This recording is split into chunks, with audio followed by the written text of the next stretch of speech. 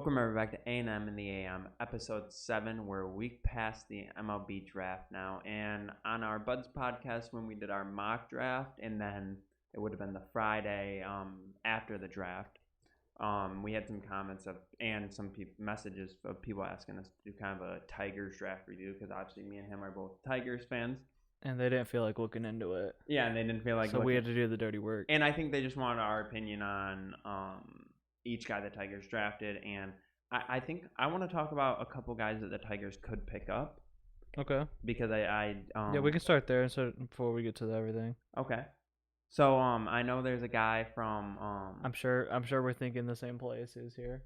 Mr. Sam Benscooter from Michigan State. Yeah. After I had sent the tweet saying that he was available and that people wanted him. Yeah, and I saw he was pitching. They had him pitching around 100, and from what I've heard is that he could be a good bullpen arm for any team that. I think that's what they're looking at. I'm just surprised. I don't know if he was gonna need to have a big season this year or not, because I don't know how he hasn't been picked up yet when he got drafted out of high school.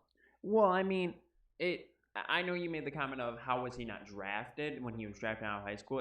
I feel like, again, like you said, it was because of the 5 drafts. Five rounds. But even to not even get picked up by now. Yeah, that is kind of crazy. He was like in the top 10 of hardest pitches thrown in the NCAA this year. Which is crazy, being from how small school he is. Like, well, he went to Michigan State, but I mean, yeah, from before, school, yeah. Yeah, because, I mean, I feel like you don't get as much, from being from a smaller school, you don't get as much work when you're younger, so you really got to work when you get up there. Yeah, and his dad just saw what he had in him. He knew it from playing in the minor leagues himself, so. Yeah, I was going to say his dad probably pushed him hard there. And then there's another guy from, I'm trying to find where you sent those in. That was a while ago. Yeah, I know. I probably won't even be able to find it ever. I'm back on Thursday already though.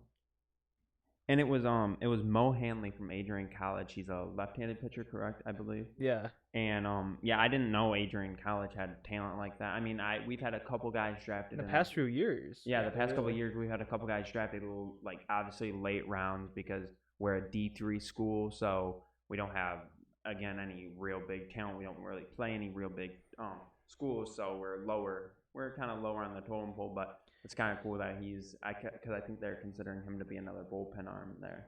So, which I could see that. He's a tall, lanky guy. Mm-hmm. A lot of arms and legs from the videos that I've seen. He throws decently hard. So, I mean, I feel like, especially the Tigers, those are home state type of guys. Wouldn't be bad to throw them in your system, see how they do over the next couple of years. Maybe bring them up in like 3 to 4 years, because we're a rebuilding team. So they took out the word rebuilding. Now they're retooling and building up. No more rebuilding. Okay. We're a retooling team. Mm-hmm. Correct me there. So those guys could, down the road, I mean, I think Sam's about 20 now, probably.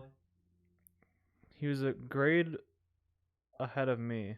So he's probably about grade or 2 ahead of me. Maybe 21, 22-ish. Yeah. So he's getting there. So, yeah. I was in the dugout when we played against him, and I heard the ball whizzing from the dugout. So yeah, he's kind of he's an older guy, but he's still younger in MLB standards. So you could see him making an MLB debut, maybe 25, 26 in the bullpen, which wouldn't be bad for him. Just if he can take off. Yeah. No matter where he's going. I've looked every day because Baseball America has this list that they're updating. Yeah. Every time somebody signs, I've been looking. Neither Mo or Sam have been put on there. I mean, we'll see. You gotta give it time. You gotta give it time to sign their 20K. Yeah, I guess so. So now I think we'll just go over the Tigers picks here, and I think we'll go round by round and discuss it as we go. Yeah. So first round, first pick, Mr. Spencer Torkelson. I don't think there's really any talk there. We kind of discussed it on our recap. Everybody knows what they need to know about him. Yeah, the only thing is that they announced him as a third baseman, and I've heard that they might be playing him left field, even though he's a first baseman. Apparently he's going to be everywhere. Which I don't like that. I just hope he would play first base. But I mean, I kind of got my questions answered later on with the rest of their picks. But with Spencer, you know what you're getting. You're getting the 54 home runs that he hit in 3 years. Sure. He was batting 337 in 3 years in the Pac-12, which are usually pretty good. Yeah, I'm saying I feel like they always had Barry Bonds played there, and he broke Barry Bonds' Dustin Pedroia did, and somebody else that's like known played there too. There's a few guys. I guess like Arizona State's like an up and coming baseball school. I mean, which we're gonna address it later on in these picks, but they did get another pick from Arizona, and a one that was going there. yeah, one that was going there. So and but Torkelson also slugged 729 and was on base a lot with a 1.192. Which I feel like that's what the Tigers need is on base. As long as they can get a guy on base, I feel like they have the contact hitters on that team to get him home. That's why he was well regarded as the best hitter all around in the draft, even though some people thought it was other guys. Like Torkelson was bringing the power, he was bringing the eye at the plate. Because let's see, I think it said on here how many times he had struck out. Actually, oh yeah, 104 strikeouts in 3 years. So I mean, to 110 walks. Yeah, so he walked more than he struck out. That's why the on base percentage is so much higher than you would think for a power guy. But yeah, he really just did it all. I mean, I don't know why it was even a question. You just know what you're getting from him. If he can translate it, it'll be perfect no matter what position he plays, which I think that's what they're looking into. So now, second round pick, I think it could answer where Torkelson could play. Well, their first pick, there was one before it. Oh, with their compensation. Sorry, it had this in a different order. So okay, their competitive balance pick, round B. They got Daniel Cabrera. Which the other one though? Which one? You might have been saying the right one, Dylan Dingler. Yeah, no, he was their second round pick. Or what? He was first. He was the first pick. They have it weird on here. They have Okay, so yeah, their competitive balance pick, Dylan Dingler. I had him. I kind of liked it. I had him going first round. I did too. I had him going. I think early 20s. I had him. He was like my second best catcher. I think in our group video we had him like in the top 25. Yeah, that's what I'm saying. We had him maybe the top 20 going. No, we had him top 20. I think we had him going 20 to Milwaukee. I may be wrong there. Don't quote me. Because I had seen that he was the best catcher in the draft, but 3 other catchers went before him. So. Yeah.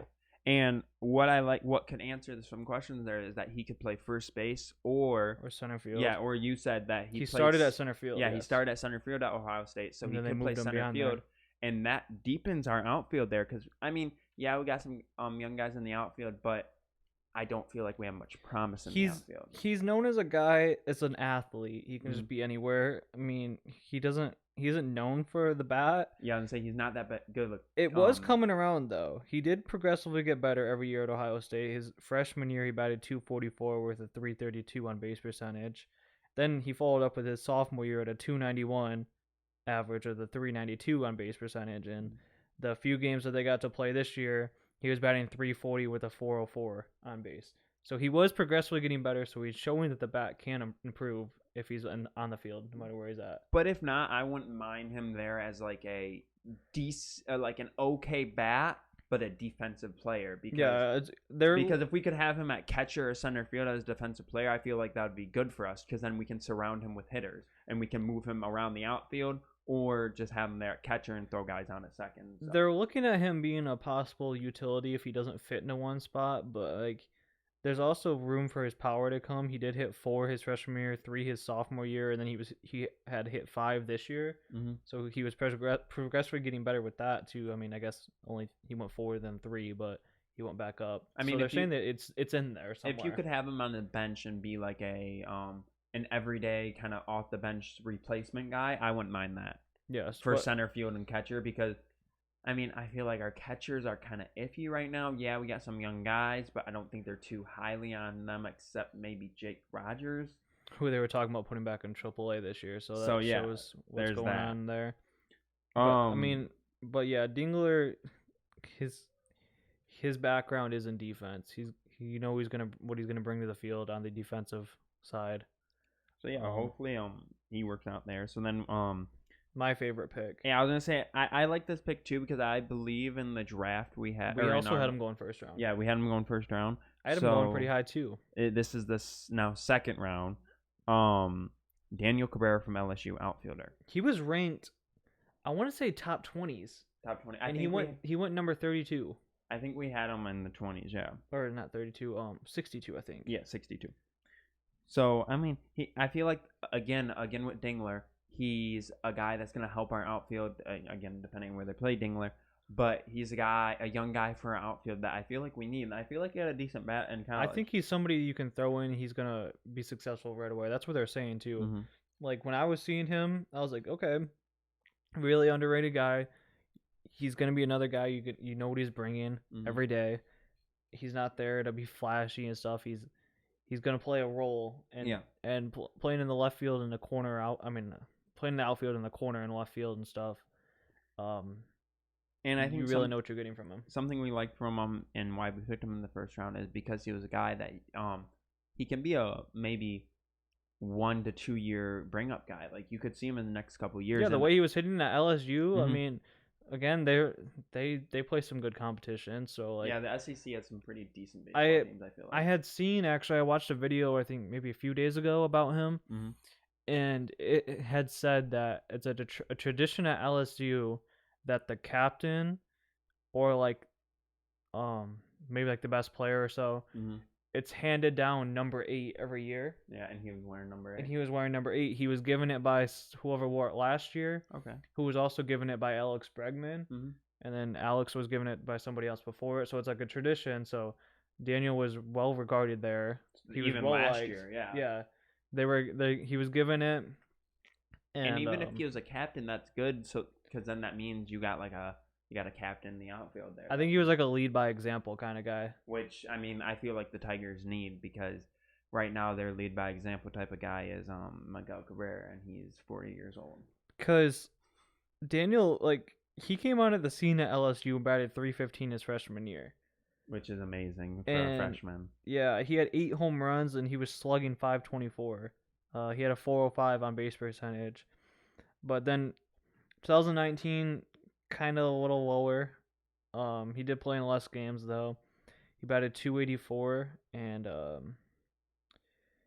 he had 12 home runs though, so that did go up. And his slugging was .516, probably because the less hits and such. On base went down to .359, so he was going through it a little bit. But in the games that he got to play this year, he was batting .345, and he did have 2 home runs. So I mean, like I said, he's not known for a guy that's gonna bring power, but it's in there, like Dingley. He's gonna get on base and do other things. As long as he can get the contacts, maybe, because I feel like he's a pretty decently fast guy for being outfield.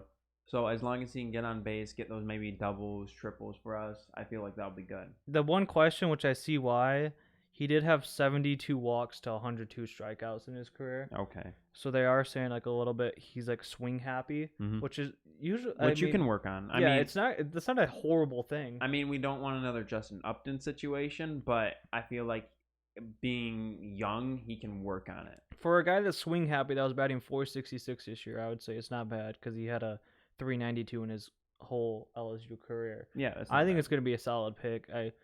I feel as though outside of Riley Green and maybe Parker Meadows, they don't have that next top outfielder, and Riley Green is looking like he's going to be center field. Yeah. So, and Parker Meadows just feels like they're going to hold on to him for a while. Kind of in the because I think he's in West Michigan, I think. So that's A. Yeah. And I just think Daniel Cabrera has the tools where he could be plugged into AA, maybe even AAA right away. Oh, definitely, because he's, what is he, 21, 22 probably right now? Yeah, with another 3-year guy, I mean, I guess they all really are, but... I mean, no, most of these guys, I feel like they're young enough, but old enough. Old enough, college-wise, young enough, MLB-wise, that they can be plugged in the next 1 to 2 years. Yeah, what you would think, especially with their hitting ability and this. I mean, Daniel Cabrera is also a pretty good fielder. I did see LSU got a little desperate in 2018. I don't know what the situation was here. He had 2 appearances on the mound. Okay. And I don't know. It may have just been a situation where they went deep innings and had to bring someone in. I don't know what was happening here, how he found himself on the mound, but he did pitch 2 1/3 innings, giving up 2 hits and 2 runs with 2 walks and 2 strikeouts. See, 2s across the board for a 7.71 ERA. See, that's not horrible, because that also shows us that he has a strong arm. If they're putting an outfielder in there, it shows that he has a decently strong and accurate arm that they trusted him enough in that. And I mean, obviously, he probably played pitcher in high school, like everyone does. I feel they have a couple games at pitcher in high school, so they probably trusted him enough to go in there, which is good. I feel that means he has an accurate and strong arm. He's known for fielding too, I think. And I had seen somewhere, I swear I did. Maybe it was the draft site they were using was kind of weird, but I'd seen that he was listed at second base at one point, which I was really confused when they announced outfield and nobody said anything about it. I mean, so I don't know what that was. We were about. questioning that draft site the minute after we ended that video. I think. Yeah, I think the minute after we ended that mock draft, we were like we started seeing a bunch of other things popping up, and we started questioning every pick we made. So, now moving on to third round, first pick overall. I don't. Was it Trey? Yeah, Trey Cruz from Rice, shortstop. I don't know much about him. I still haven't really looked that into him. I don't know what that pick was really for when you still had Blaze Jordan on the board and a few others, which I was really hoping they would go for. All I know is this guy, he's known again defensively. I think he's going to be another Sergio Alcantara who's in their system, who's not moving anywhere. He's just there for his glove. He can't hit. It might have been just a it might have been a situation to deepen the infield because I feel like he can play second and he can play shortstop and third base. He's 6'2", 200 pounds. I had seen people saying that they're taking a page out of the Blue Jays book and getting a whole system full of former players. I mean, it's even more out of the Blue Jays books. He's from Toronto, Canada. Because they have him, his dad. I don't know what's his actual name. It's Jose, I think. His dad and his grandpa both played the major leagues. His dad played for 12 years, I had seen. And then they have Pedro Martinez Jr. Yeah. Who's a third baseman. They have Cody Clemens, Roger Clemens' son. He's a pitcher. He's a second baseman. Oh, second baseman? Yes. Okay, sorry. He was taken a few years ago. And I think they have somebody else's son. But so they're kind of like trying to get that going. Okay, so I got Trey's stats here. He was at Rice, and then it looks like he left for a year, or no, maybe just moved down because he was injured or something to Fairmount his sophomore year. But he hit. Oh, why he dropped his senior year is because he only had 19 hits. He played 16 games, 1 home run. Yeah, he must have got hurt. But you can look at his sophomore season to kind of take in perspective a full season here. He had 71 hits, 9 home runs, 44 RBIs. He hit 305. So, I mean, he's a decent guy. He's a contact guy, it looks like. I mean, there was also and his slugging was 519. I can't remember his name, but there was a shortstop from, I want to say Arkansas or New Mexico State, one of the two, that a lot of fans wanted them to take at that spot too. So if they were going to take a shortstop, they were going to take the other guys who were ranked higher, who had fell. So I don't know what this pick was really for at this point. It might, like I said, it might just been a chance they saw to deepen their infield for some reason. I would have taken that Arkansas shortstop because I had seen that he was well regarded.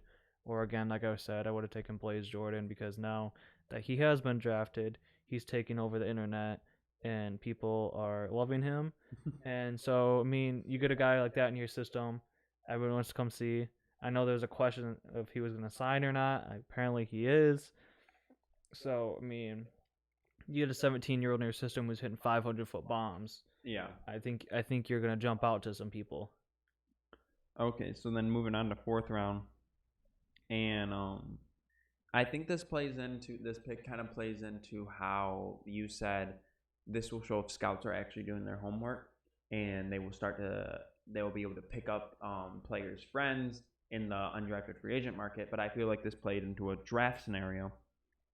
They took with the 102nd pick, third baseman Gage Workman out of Arizona State. Yeah, it helps with depth, helps with Torkelson. I mean, I had thought in my mind at that moment, I was like, yo, it's the second day. Alvios had time to sleep on him picking Torkelson at third base. He's like, you know what? I'm going to go get his teammate who actually plays third base. I had actually seen Torkelson did play third base in high school, and I think a little bit of his freshman year or so. Yeah. And then they moved him over to first because of Workman. Yeah. And I think somebody else. So I guess he did actually play there, and he was planning to play there a little bit more this year. Mm-hmm. So I don't know, but I mean, Workman doesn't look bad either. I was saying Workman for him to fall again. I mean, I feel like that was the ongoing theme of the Tigers draft: is this guy fell to us. This guy fell. Why is this guy falling? And for the first time in Detroit history, we actually were getting good people that were falling, I feel. I think like I had said, I'd gotten roasted for some reason by an awkward group chat saying that Alaville figured it out, and he did. He figured out the guys that had fallen to him. He did a good job. Workman batted .298 in his career at Arizona State, and he only had 14 home runs, so he's not a power guy, but I think what they said, like the others, and that he can develop it. I think he's another high on base guy. He's a 372, so I mean he's gonna get on base a little bit with 48 strikeouts, but he did. That's the thing. They said he is swing happy more than Daniel Cabrera. He had 48 walks to 138 strikeouts, which was the knock on him. That's why he had been falling. They said the guy strikes out a ton. If he can figure out how to put the bat on the ball, he can be a good guy, or he can be a good player to have. I want to say he's a switch hitter. I could be wrong. I don't see anything about it. Yeah, I don't see that he is. I want to say he might be, though. But either way, I mean, if he is, then great. He brings that, but if not, then great. I mean, he's just a guy to deepen up the system. I don't think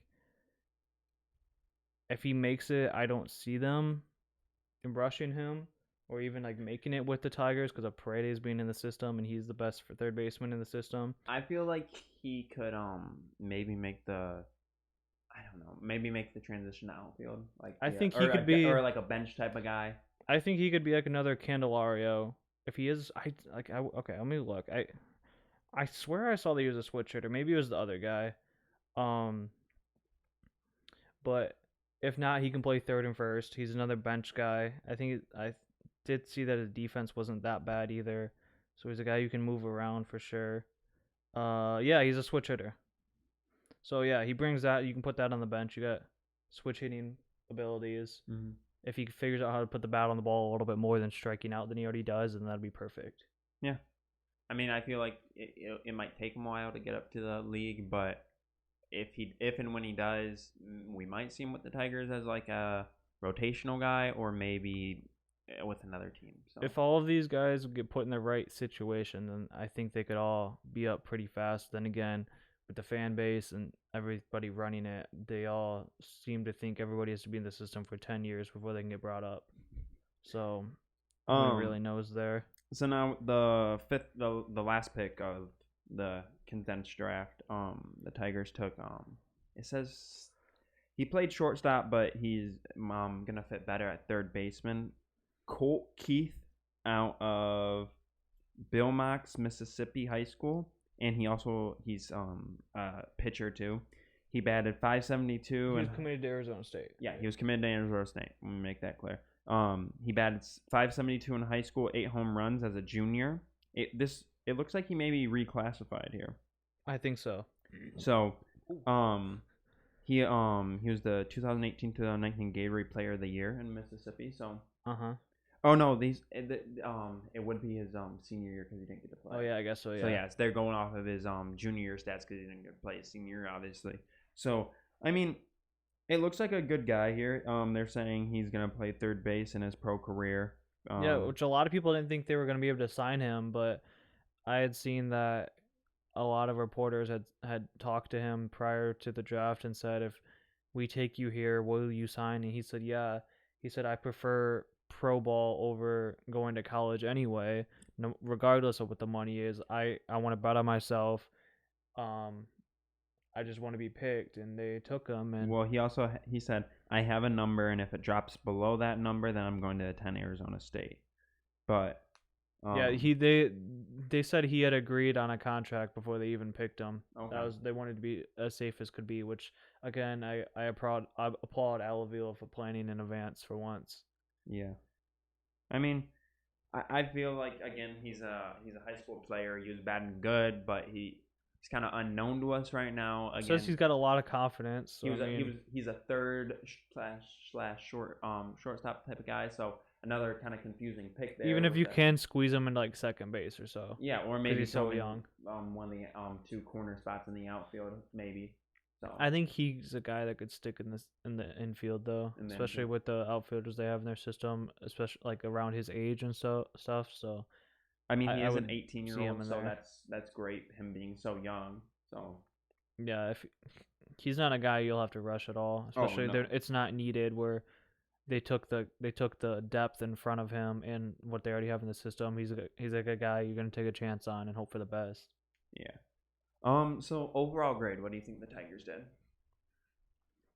I give him a flat A. Yeah, I agree with that. I would have given an A minus if he found a way to mess up a few later picks, which he easily could have. I feel like, yeah. So.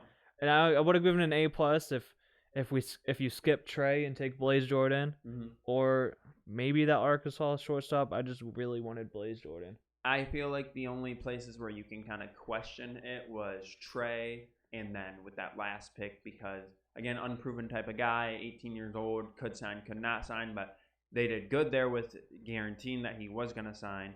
And then with Trey, there possibly could have been better shortstop or like a guy there you could have taken. So, I mean, that's why I think A, because I think he did good on 4 of the 6 picks. I think Al Avila was trying to create some more fans of himself. Yeah. By robbing Arizona State of all of their talent. Like you because said, of basketball. I was gonna say, like you said, probably Juwan Howard sent him a text message or something. Trying to get back at him. Hey, can you do some work for me real fast up there in Detroit? But yeah, I mean overall it's probably one of the best drafts I've seen. Definitely the only draft I've really ever paid attention to because of how short it was, which I kind of liked. And because we had the channel and we were hyping it up and stuff. Oh yeah, without a doubt. But I think we're gonna move on to some MLB news here. Even we've been talking about it a lot, I know, but our good friend Rob Manfred is upsetting everybody, I think. And he's going back on what he said. Yeah, he's going. He doesn't know what he's saying in general. He guaranteed that there was going to be a season during the draft. Yeah, during the draft, everybody and their mom was watching because they had nothing else to do. Yeah, he guaranteed there was going to be a season, and now he came out with a press conference saying, "Oh, we might have to cancel the season. We don't know for sure." And blah blah blah blah. Because at this point, the MLB season is in his hands. He controls. I don't know if it was one of the past 2 mornings. Mm-hmm. I had seen it on our favorite show. They played the clip. He had said on ESPN, I want to say it was on Get Up or not something. I don't know. I don't remember what show it actually was on. Yeah. But he had said that the current state of the MLB is a disaster. And that is not good for the commissioner that controls everything to be saying what he has done is a disaster. Like I said, I've said it before. It's clipped. You can see it on our Instagram, our TikTok. You can see it anywhere. Follow the TikTok. Yeah, I was going to say, shout out to the TikTok there real fast at the Buds Podcast. But Rob Manfred is a horrible commissioner. He's not running this league right, and I think anyone can else. And he realizes he's not running it right. He knows he's made mistakes, and that now he doesn't want to go back on the mistakes he makes because that's going to make him look like a bad commissioner, even though he already is, and everyone knows it. I had seen that Jeff Passan and others would like for, I don't know the whole story, so I'm going to get this wrong, but apparently like when there were negotiations going on with the NFL years back, that when they couldn't reach an agreement, Robert Kraft and somebody else had sat down, or maybe somebody that was around Robert Kraft. I don't know. Yeah. Like I said, I don't know the whole story. Like an associate or something. I'd heard it earlier on that they had sat down. They didn't have Goodell in there, and they just worked everything out. They said, "I'm not talking to Goodell. I'm talking to someone that works with him or something." Yeah. And that's how they came to an agreement. And Jeff Passan said they need to do that with the MLB. They need to take Tony Clark, Yeah. who is the head of the Players Association, get him out of the talks, and get Rob Manfred out of the talks. And you And think things will go smoother? yeah, the head of the I want to say like the head, but also not. A bigger part of the Players Association should sit down with Like team reps, yeah, either reps or like player a few reps. owners or something, and say, look, we got to get this done. We don't have Manfred around. We don't have Tony Clark. Because apparently that's who it's really battling. It's Manfred and Clark going back at it, and that many believe that after this is all figured out, one, if not both of them, will not have a job anymore. Oh yeah, I could definitely see that. And then tying into kind of the players, we're gonna kind of shift here to basketball. Kyrie Irving, I think we touched a little bit on Monday about it, but he is leading a players coalition of players that do not want to play in Orlando due to the Black Lives Matter movement and systematic racism, what they're saying. And I feel like a lot of players are going to come through this. I think there's over 100 players in this group of guys, which takes up a decent I think they'll amount. figure it out.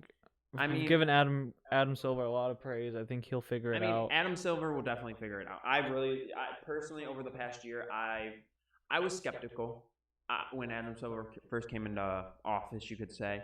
But over the years, I've grown to like him, and he's probably one of my favorite commissioners in sports because he takes things head on and he figures them out and he makes things work and he makes things better. And I feel like he'll figure the situation out. If those players don't want to play, then I think replacement players will step in, and I feel like we could see an interesting dynamic to the return of the NBA season, and I feel like that will almost make it more interesting. I mean, a rundown that's been happening, and we've been, like I've mentioned before this, we started recording. Shams has been spam tweeting today. I think he said about 85 tweets in an hour. Yeah, saying that the Raptors will be the first team in Orlando. They're going by themselves. And you said you didn't know because I saw that some teams might get down there early due to their higher seeds, but you think that's just because of the quarantine situation? Yeah, and so like he has tweeted since we've started. He said teams that are staying at the hotels, they got the higher seeds staying at this Grand Destino, which I'm assuming is the top. Yeah, and because I saw something that the higher seeds got to pick what hotel they want to stay at. And then we got the Grand Floridian, which is like the mid tier seeds, and then the Yacht Club is the lower seeds and play-in guys. That's where the Pelicans are gonna stay probably. So yes, they are. Be happy about that. Actually, no, they might as well move the Pelicans up to the higher one because they like them so much. It sounds like if you're staying at a yacht club, it's not that bad of an option. I mean, but think about it. These are multi-million-dollar hotels that they're staying at, like the top ones, like billion probably. And teams have been informed they got to bring 35 people with them: athletic trainers, strength conditioning coaches, equipment managers, team security. I think so. Well, I think it's all combined because it says they include players, private personal trainers, massage therapists, and security. Well, no, that would have to be. Yeah, so it would have to be separate. Yeah, I was gonna say that would have to be separate because now they moved the players up to 17 for the team because they have their two-way players and then 15 active roster now. And then one more thing he had just spam tweeted about says if players had left the campus, their bubble, they were going to be out 10 to 14 days. They were going to be fined. Players that don't want to go are not going to be fined. They'll just be replaced. But also, in their bubbles, hotels will have players-only lounges where you can play NBA 2K. There will be TVs. There will be gaming systems, pools. There will be barbers. You can go out walks on a trail. You can get a manicure and a pedicure. 24-hour VIP concierge. Daily entertainment such as movies, DJ sets, more video games, ping pong, pool, and lawn games, and players can attend other games when they're not playing. When they're just chilling at the hotel, they want to say, yo, I want to go down and watch the Lakers and Pelicans and be part of a crowd. You'll be the crowd, basically. See, now, I feel like the NBA should They're- monopolize on this. They're turning this boy into the Little League World Series. No, they need to monopolize on this and turn it into a reality show. Oh, they A could. 24 or like at least like when the guys are awake, a reality show where cameras are just rolling. At Because there's least gonna be even if- merch coming out of this. It's gotta be. even if it's just like a Big Brother type of thing where there's just like security cameras up and like you zoom in and like maybe the players wear mics. Like There'd be and everything. crazy conversations going on. It'll be a Little League World Series atmosphere where they're all congregated But in one see- area playing ping pong and pool all day. They're definitely gonna have to take the tampering part out of this Yeah. because oh my god, the amount of tampering. Because that they'll just could be happen. stuck. They have nothing else to The do. amount of you're gonna have Kawhi talking to LeBron. You're gonna have lower tier guys talking to higher tier guys, like young guys talking to veteran. You're gonna have everyone talking to everybody. You're gonna have coaches. See, that's what I'm wondering. Can coaches talk to other team players? I think now? the players only lounges would Only, be where yeah, that happens. yeah. I would like to point out. Well, no, I though- mean like at games though. So like, are coaches allowed to go to games and scout? maybe you would think, or I mean, they'd be on TV either way. But Yeah. I'd like to point out that the Grand Destino, I feel like even though that is the best competition staying there, Yeah. that would be the most fun to watch Oh, because you've without got Ben Simmons and Joel Embiid staying with LeBron and AD while staying with Kawhi, while staying with Giannis, and you got Tatum in there. See, I feel like you got even the Nuggets players, you got Jimmy Butler, like See, I that place even, supposed to be I lit. even feel like the yacht club would be funny because you have like who do you have? You now? got You have Lillard. Charlotte, Lillard. I mean, you De'Aaron got Fox, I guess, and Buddy Pelican. Hield. You got Aaron Baines down there with the Sun. Like I feel like they need to do that. Like if by any chance this blows up, there needs to be like a reality TV show for all 3 hotels. Okay, I take it back. Ben Simmons will be with Chris Paul and Harden and Westbrook That would still be a sight to see. while chilling Even with Luca. And if Kyrie would have went there, that would have went crazy. Joel Embiid and Russell Westbrook in the same hotel. That would. I'm just saying, like, No, there's gonna be merch coming out probably. So I mean, why not make a show about it? No, you can honestly get a lot of viewers just from that. Like have that as like on NBA TV rolling constantly. I mean, some players you can't bring in camera people, but like some players that have YouTube channels could think about doing that. Oh, I would. If I was a player right now and I heard this, I would be like, oh, without a doubt, I'm bringing like a vlog camera. I'm vlogging this entire thing. My question is, how is the Yacht Club internet looking? Because Devin Booker streams almost every day. Oh, it's the Yacht Club in Disney. It's probably amazing. Oh, probably. He'll probably bring his own hotspot. I mean, he'll probably bring a hotspot that runs like amazing internet, like 5-speed internet. Probably, yes. You could probably buy part of it. I think that's all we got for today's episode. It was kind of a slower news over the past couple of days, but I feel like we did good on the Tigers recap there, and then the NBA. I definitely, as more comes out, I definitely want to talk about that more because that could be a really interesting. It's an intriguing thing. I didn't realize that it was gonna be like I knew it was gonna be like that, but I didn't like connect it with my brain that it's gonna be same hotel. Like these players. These guys are partying with DJs and stuff in Yeah. a pool. Oh my gosh. No, it's definitely gonna be interesting. So I think that's all we got for you today. So you can check out the Buds podcast on Friday. See us next Wednesday. And like we said a couple minutes ago, we now have a TikTok and we're putting probably, I think, like deleted clips and whatever. Yeah, else, probably really.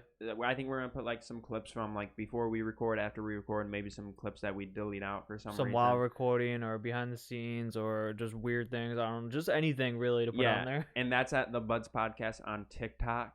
And like and subscribe if you haven't already. And see you guys next Wednesday. Yo, shout out Andrew and more, bro.